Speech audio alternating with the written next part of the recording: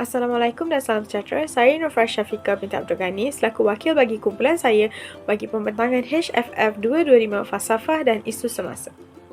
Kumpulan kami terdiri daripada 5 orang ahli iaitu Bu Yao Ling, saya sendiri Nurfar Syafiqah binti Abdul Ghani, Nur Nabila binti Rani iaitu ketua kumpulan kami, Muhammad Syafiq Iman bin Hamid dan juga Rakail bin Kosmat. Bagi pembentangan yang bertajuk Isu Etika Alam Sekitar ini, saya akan membentangkan pembentangan ini bersama-sama dengan Nur Nabila dan juga Syafiq Iman.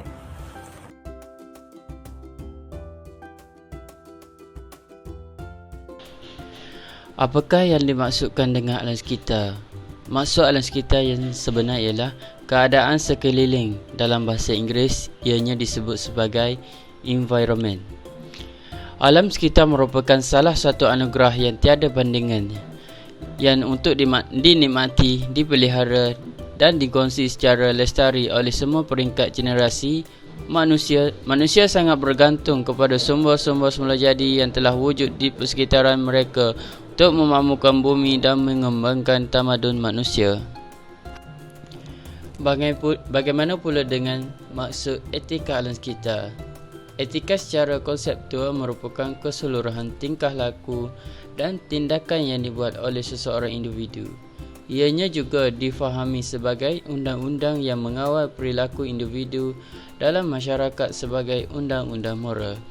Manakala etika alam sekitar adalah bidang falsafah praktikal mampan yang menyusun semula jenis pertengkaran penting yang boleh dibuat untuk melindungi entiti semula jadi dan penggunaan sumber semula jadi secara lestari.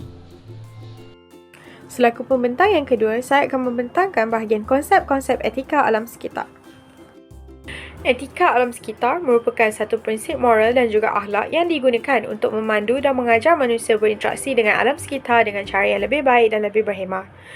Etika berasal daripada perkataan Yunani iaitu ethos yang membawa maksud budaya, cara hidup dan ataupun larangan masyarakat. Etika juga ditarifkan sebagai satu peraturan ataupun undang-undang yang mempunyai kesan yang baik dan juga yang buruk untuk dijadikan panduan kepada manusia dalam berfikir dan bertindak dalam menguruskan alam sekitar. Dalam tugasan kami ini, kami menekankan 5 konsep alam sekitar, konsep etika alam sekitar iaitu konsep anthropocentrism, konsep biocentric individualism, konsep egalitarisme, konsep deontologi dan juga konsep fisiocentrisme. Konsep anthropocentrism. Konsep anthropocentrism berasal daripada perkataan anthropo dan juga centric. Anthropo membawa maksud manusia dan centric membawa maksud berpusat. Oleh itu, anthropocentrism adalah berpusatkan manusia. Anthropocentric adalah satu konsep di mana manusia-manusia menganggap diri mereka sebagai entiti yang penting dan juga menganggap diri mereka sebagai pusat dalam alam semesta ini. Mereka menilai seseorang manusia secara perspektif eksklusif. Anthropocentrism merupakan satu kefahaman alam semesta yang berfokuskan kepentingan manusia. Individu yang memiliki kefahaman anthropocentrism ini percaya bahawa manusia dan alam sekitar merupakan dua entiti yang berbeza. Sehubungan itu, alam sekitar pula dimanipulasi demi kepentingan manusia. Konsep biocentric individualism. Konsep biocentric individualism ini berasal daripada perkataan bio dan juga centric. Bio membawa maksud nyawa dan juga centric membawa maksud berpusat. Konsep biocentric individualism ini berpaksikan kepada nyawa ataupun hayat. Konsep ini adalah perhubungan etika di antara manusia dan persekitaran yang memiliki persamaan dan saling berkait, iaitu hubungan antara benda hidup dan juga benda yang tidak hidup. Konsep ini juga melingkungi pelbagai pengaruh dari segi undang-undang, sosiologi, teologi dan juga ekologi. Konsep etika biocentric individualism ini memberi penekanan di mana semua kehidupan berhak menerima pertimbangan ataupun kedudukan moral yang sama. Etika biocentrik boleh ditemui dalam beberapa tradisi dan tokoh sejarah. Contohnya, tradisi Buddha, diorang menghalang ataupun mengelak daripada membunuh ataupun mencederakan mana-mana benda hidup kerana mereka percaya setiap benda hidup mempunyai hak yang sama untuk dihargai. Selain itu, ahli alam sekitar berpendapat bahawa entiti holistik seperti ekosistem, kawasan hutan belantara dan juga semua spesies haiwan harus diberi perlindungan kerana mereka mempunyai hak yang sama. Seterusnya, etika ini sering berhujah tentang prinsip keadilan restitutif apabila kemudaratan yang tidak dapat dielakkan berlaku dalam konflik antara makhluk hidup. Kewajipan untuk membuat ganti rugi bagi kemudaratan itu perlu diwujudkan agar semua makhluk hidup berhak mendapat hak yang sepatutnya. Konsep egalitarisme. Konsep egalitarisme berasal daripada perkataan Perancis iaitu égal. Égal membawa maksud equal ataupun sama. Dalam konsep ini, ianya merupakan satu trend falsafah di mana setiap orang ataupun setiap individu harus mendapatkan atau diperlakukan dengan layanan yang sama walaupun mereka ini datang daripada latar belakang yang berbeza. Seperti mempunyai agama, politik, ekonomi, sosial dan juga budaya yang berbeza. Dalam konsep etika egalitarisme ini, ia menekankan bahawa semua orang perlu mempunyai status sosial dan juga nilai-nilai asas yang sama. Konsep ini juga mengatakan bahawa setiap orang mempunyai tahap yang sama dalam keperluan barang dan juga perkhidmatan. Pada tahun 1984, pengarang Franz Anatole berkata bahawa kehebatannya adalah pada kesamaan undang-undang melarang orang kaya dan miskin tidur di bawah jabatan. Selain itu, daripada fahaman Eropah Barat dan tradisi Inggeris Amerika, menyatakan bahawa sumber penting konsep ini adalah idea Kristian iaitu Tuhan mengasihi semua jiwa manusia. Egalitarisme juga merupakan ajaran yang berubah-ubah kerana terdapat beberapa persamaan atau cara di mana manusia dianggap sama dalam masyarakat demokratik moden. Istilah egalitarian merujuk kepada satu kedudukan atau tahap memihak untuk menerima apa sahaja alasan, tahap persamaan dan kekayaan. Konsep deontologi. Konsep deontologi berasal daripada perkataan Yunani iaitu dion. Dion membawa maksud tugas ataupun kewajipan. Deontologi ialah teori etika yang mengatakan bahawa tindakan sama ada baik atau buruk mengikut satu set peraturan yang jelas. Deontologi adalah pendekatan kepada etika yang menilai tindakan adalah moral atau tidak moral berdasarkan pematuhannya kepada satu set prinsip atau peraturan tindakan. Peraturan tersebut biasanya membahagikan tindakan kepada 3 kategori moral iaitu kategori moral yang wajib iaitu kategori yang ditetapkan. Kedua, kategori moral yang dilarang iaitu yang haram.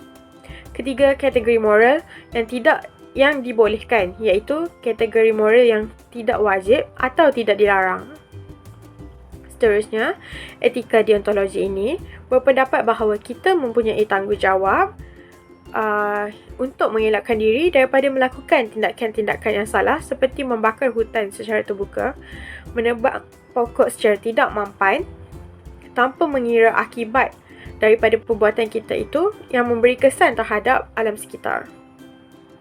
Etika ini tidak seperti etika teleologi atau utilitarianisme yang berpendapat bahawa moral tindakan ditentukan oleh akibatnya.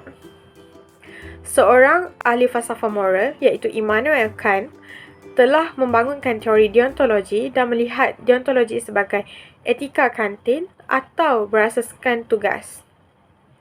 Moral sesuatu tindakan hanya berdasarkan sifat tindakan tersebut tanpa mengira akibat dan punca lain. Konsep etika fisiosentrisme. Fisiosentrisme atau lebih dikenali sebagai ekosentrisme merupakan salah satu etika yang digunapakai oleh ahli falsafah alam sekitar dan juga ekologis. Fisiosentrisme ini menandakan satu nilai yang mempusatkan alam sekitar atau mementingkan alam sekitar, berbeza dengan anthropocentrism yang menekankan manusia. Etika fisiosentrisme ini menegaskan bahawa alam sekitar adalah lebih berharga berbanding organisma lain termasuklah manusia.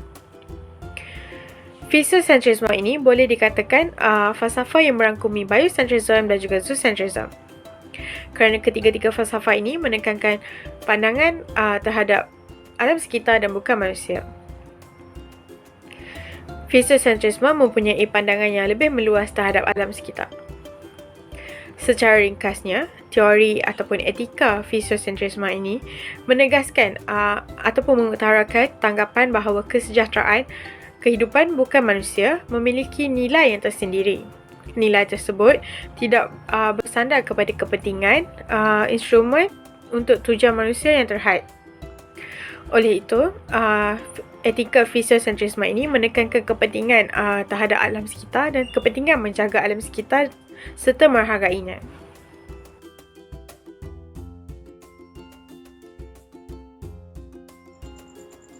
Hai, saya Nurul Nabilah binti Rani.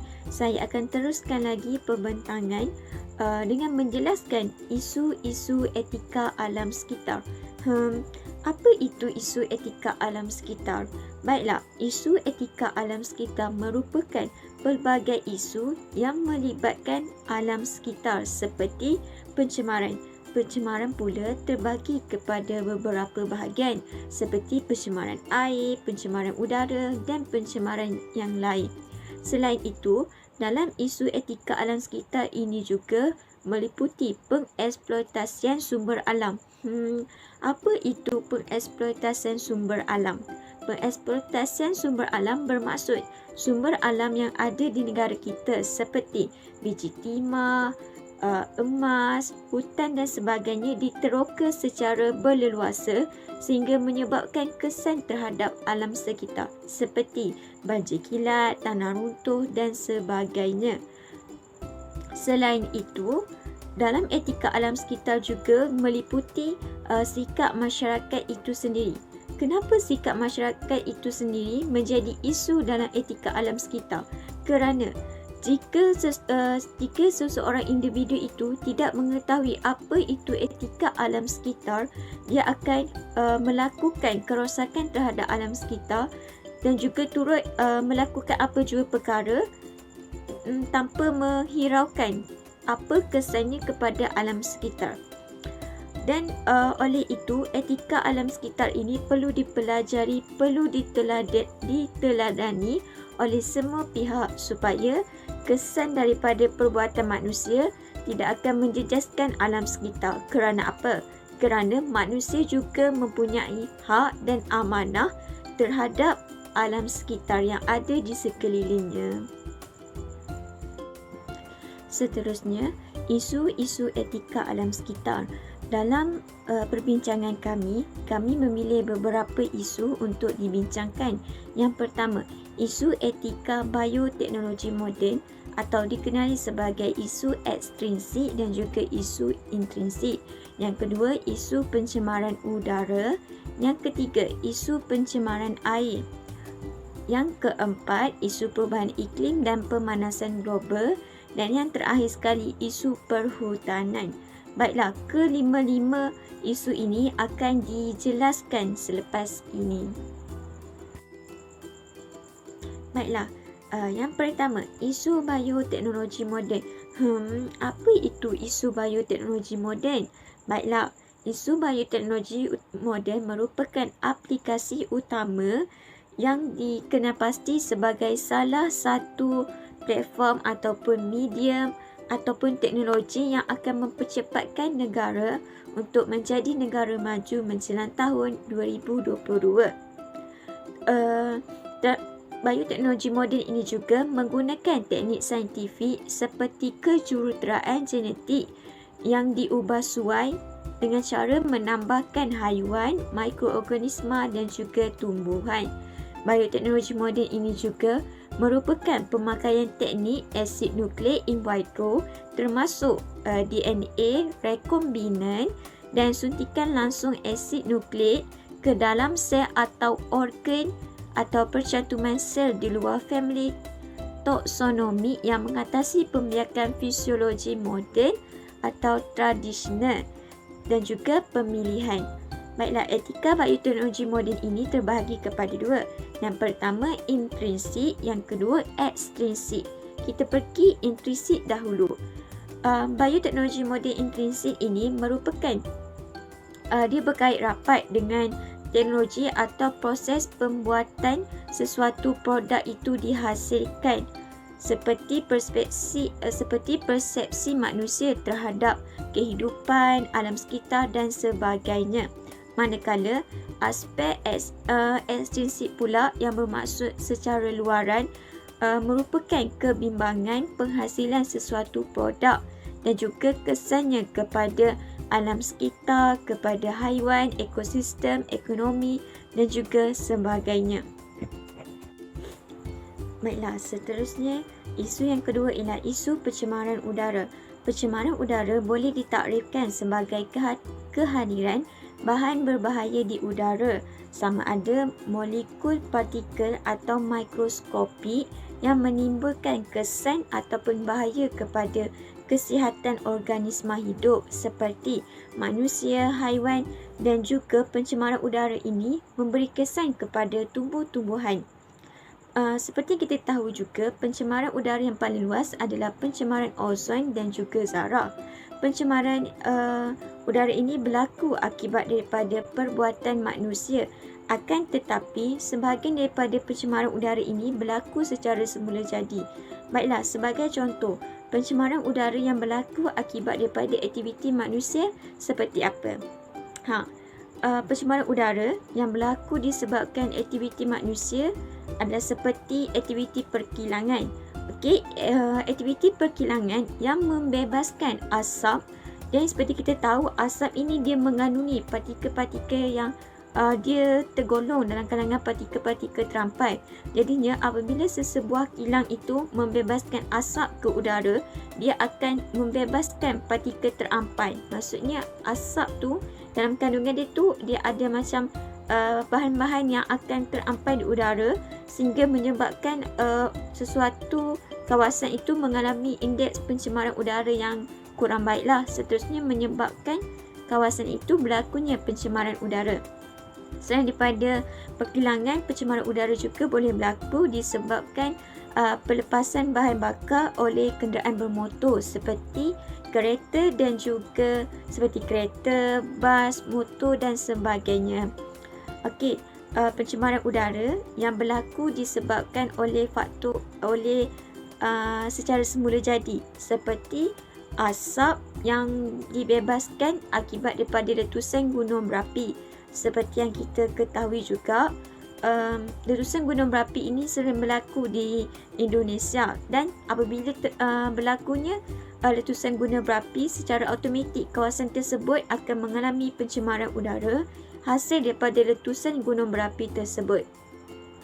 Baiklah, seterusnya daripada pencemaran ini juga banyak spesies haiwan yang terancam oleh pencemaran udara yang tinggi, dan keadaan cuaca yang diakibatkan dari pencemaran udara ini mempengaruhi kehidupan haiwan dan juga tumbuh-tumbuhan.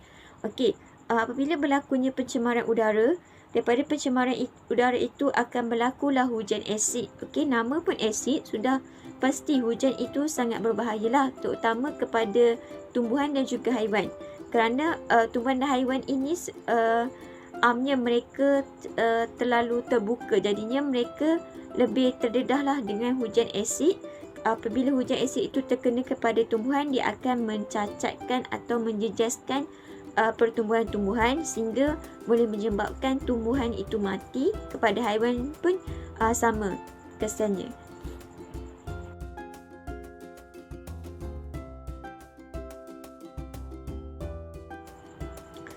Baiklah, isu yang ketiga ialah isu pencemaran air. Secara umumnya memang tidak dapat dinafikan bahawa negara Malaysia merupakan negara yang kaya dengan sumber air. Kerana apa? Kerana di Malaysia banyak sungai, tasik, laut dan sebagainya, sehingga dapat memenuhi permintaan penduduk yang ada di negara Malaysia. Selain itu juga, air juga merupakan satu elemen penting dalam kehidupan kita, kerana kita tidak dapat teruskan kehidupan kita tanpa air. Air kita gunakan untuk memasak, membasuh pakaian untuk mandi dan juga sebagainya. Jadi, jika kita tiada air, kelangsungan hidup kita juga akan terjejas. Baiklah, yang pertama, apa itu pencemaran air?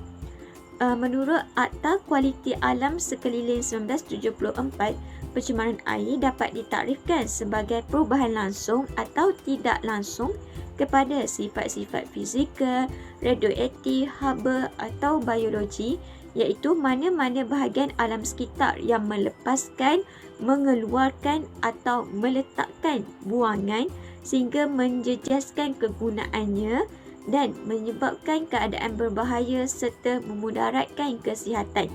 Maksudnya, pencemaran air ini jika kita senang nak lihat bagaimana sesuatu permukaan air itu mengalami pencemaran air, senang saja. Kita pergi dekat sungai, kita lihat air itu jernih ataupun keruh. Jika air sungai itu keruh, bermakna air itu telah mengalami pencemaran air. Jika kita lihat sungai itu, kemudian kita nampak dasar sungai, nampak batu, nampak ikan-ikan, itu bermakna kawasan sungai itu tidak mengalami pencemaran air lah. Selain itu, pencemaran air juga kita boleh nilai ataupun kita boleh lihat daripada segi perubahan fizikal, warna dia, bau, dan juga kita kaji dengan kita lihat kadar BOD air tersebut. Okey. Oleh itu, pencemaran air ini merupakan satu masalah utama yang dihadapi oleh negara kerana 70% daripada permukaan bumi ini diliputi oleh air.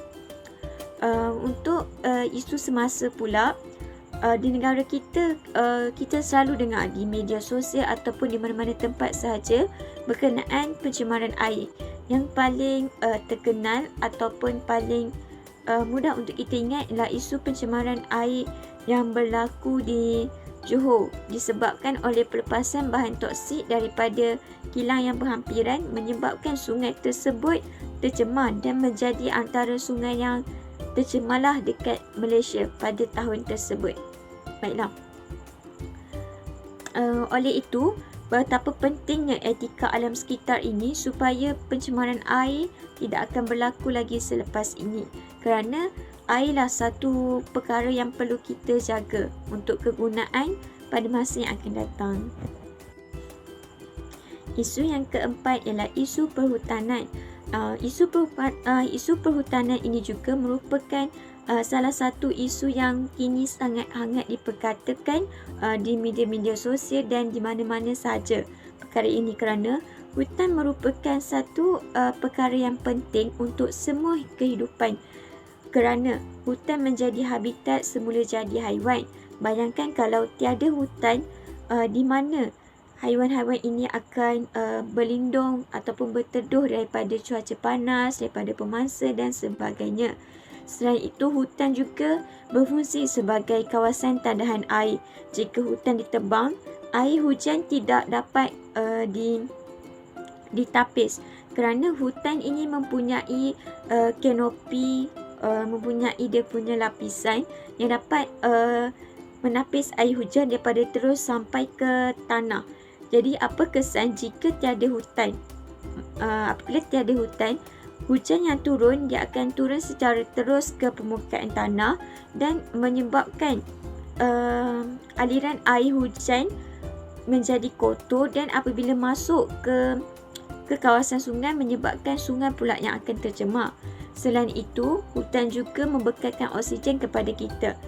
Kita hirup udara hari-hari kerana daripada hutan lah. Sebab daripada tumbuhan ini dia akan menjalankan proses fotosintesis yang menghasilkan oksigen kepada manusia dan karbon dioksida kepada tumbuhan untuk menjalankan proses fotosintesis. Selain itu, punca-punca utama yang membangkitkan isu penebangan hutan di Malaysia. Yang pertama, untuk pertanian komersial. Okey, kebanyakannya dekat Malaysia ini berlakunya isu penebangan hutan untuk tujuan komersial, untuk pertanian. Jadinya mereka akan tebang hutan-hutan tanpa menggantikan dengan tumbuhan yang lain, dan kawasan tersebut dijadikan kawasan pertanian komersial seperti kelapa sawit, getah dan sebagainya. Yang kedua, kegiatan perlombongan. Mereka akan menebang hutan untuk memudahkan lagi urusan mereka menjalankan aktiviti perlombongan. Yang ketiga, kegiatan pembalakan. Ini adalah satu punca utamalah kenapa sekarang ini banyak kawasan dekat negara kita, terutama di negeri Pahang, gondol kerana isu pembalakan yang kini giat dijalankan. Seterusnya, apa kesan buruk penebangan hutan? Kesan buruk penebangan hutan yang pertama, keseimbangan ekosistem akan terjejas yang akan membawa kepada potensi banjir, hakisan tanah dan gangguan kitaran air. Baiklah, isu alam sekitar yang terakhir ialah isu perubahan iklim dan pemanasan global. Peningkatan suhu atmosfera bumi secara berterusan akibat daripada kesan rumah hijau yang melibatkan pertambahan gas karbon dioksida, klorofluorokarbon atau lebih dikenali sebagai CFC. Tahu tak apa itu CFC? CFC adalah satu perkara yang ada ataupun satu elemen yang digunakan dalam produk seperti peti sejuk. Okey, sebab nak sejukkan peti tu dia akan menggunakan CFC. Yang kedua, aerosol, okey, yang ataupun kita kenali dia sebagai riset. Itu pun mengandungi CFC dan bahan pencemar lain yang menyebabkan peningkatan suhu dunia. Bahan pencemar lain ni termasuklah asap, debu, habuk, celaga dan sebagainya. Okey, kesemua ini apabila dia bergabung ataupun dia punya kandungan itu bertambah di dalam udara, dia akan menyebabkan pemanasan global. Okey, pemanasan global ni pemanasan yang secara luas lah. Okey. Dan bahan-bahan ini juga dia akan turut menyebabkan peningkatan suhu setempat. Dan jika di bandar, dia akan menyebabkan pula haba bandar yang turut disebabkan oleh beberapa faktor lain lah yang ada di bandar tersebut. Okey, yang kedua, aktiviti manusia tanpa kawalan yang ketat dalam sektor ekonomi seperti perindustrian dan pengangkutan. Aktiviti manusia seperti pembakaran terbuka, penyahutanan dan pertanian adalah penyebab utama pelepasan gas rumah hijau meningkat secara mendadak setiap tahun. Okey, perkara ini kerana aktiviti ekonomi seperti aktiviti perindustrian yang membebaskan asap ke udara mengandungi bahan pencemar seperti asap, debu, habuk dan sekiranya berlaku secara berterusan tiap-tiap hari dan dalam kuantiti yang banyak, ia akan menyebabkan pemanasan global. Selain itu, aktiviti pengangkutan daripada pelepasan asap kenderaan, pembakaran terbuka. Okey, pembakaran terbuka pun membebaskan asap, jelaga. Okey, sebab itulah cara untuk kita jaga kita punya kualiti udara dan jaga daripada daripada peningkatan suhu adalah dengan cara kita menggunakan incinerator dan menghindarkan daripada pembakaran secara terbuka lah. Okey, penyahutanan dan pertanian. Okey, selain itu, suhu bumi tinggi yang berpanjangan juga akan mendorong kepada pencairan ais. Pencairan ais. Okey, apabila suhu yang tinggi dekat kutub, dia akan mencairkan ais. Apabila ais cair, menyebabkan kesan yang lain pula selepas itu seperti banjir dan sebagainya. Okey, pemanasan global ini merupakan salah satu isu yang sukar untuk dikurangkan, untuk dibendung kerana ia berlaku secara besar-besaran dan sukar untuk dikawal oleh pihak-pihak yang tertentu. Oleh itu, disebabkan itulah adanya SDG. Okey, pembangunan lestari untuk mengatasi isu-isu pemanasan global, pencemaran udara dan sebagainya. Oleh itu, etika alam sekitar ini perlu dipelajari oleh semua orang supaya isu-isu etika alam sekitar ini dapat diatasi demi menjamin kelangsungan hidup kita.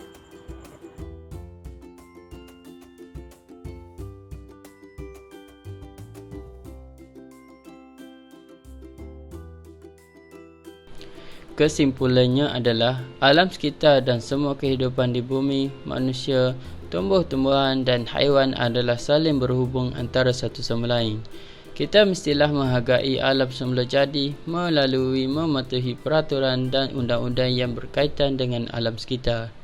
Penghayatan etika alam sekitar adalah penting kerana sekiranya tiada penghayatan etika tersebut oleh umat manusia, maka segala keindahan, kebaikan dan keistimewaan di sekeliling kita akan musnah begitu sahaja.